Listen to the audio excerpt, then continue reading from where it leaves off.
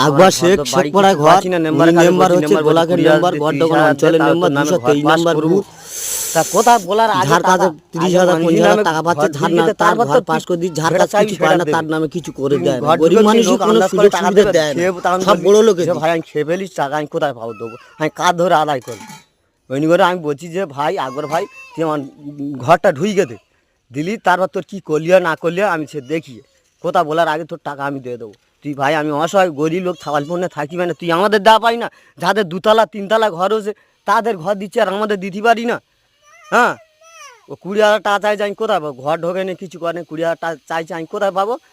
হ্যাঁ, তুই ঘরটা ঢুকে দে, তারপর বল যে 20,000 দে, তখন বলতেই পারি আমি তোর টাকা দিয়ে দেবো।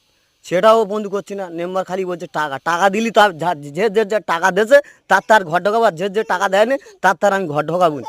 আপনার যেটা ভালো বোঝেন সেটা করুন। আমি খুব অসৎ ছেলে, আর আমি মিথ্যে কথা বলতে পারি না, এর পদের মাইনে ওর পদে দিয়ে দিবে না, আর ওর পদের মাইনে এর পদে দিই না। আমি খুব অসহায় লোক। হ্যালো, বলছি সবার নামে ঘর পেয়ে রেখেছে, সবগুলি টাকা দিয়ে দিয়েছে। আমি ঘরের কথা বলছি, মেম্বার বলছে যে 20,000 দে মান্নান ভাই, তোর নামে ঘর ঢোকে কি না ঢোকে সে আমি দেখছি, 20,000 টাকা দে, তারপর তোর নামে ঘর ঢোকে কি না।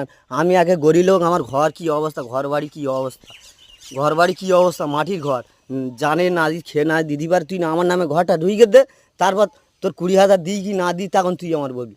স্যার আমার ঘরটা দেখুন কী অবস্থা, আমরা পাক্ত দর নয়, ঘর বাড়ি কী অবস্থা ভেঁটে হয়ে গেছে। যে মেম্বার ধার ভোট দিলিও বলবে তুই ভোট দিইনি, আর ভোট দিলিও না দিলিও বলবে তুই ভোট দিইনি।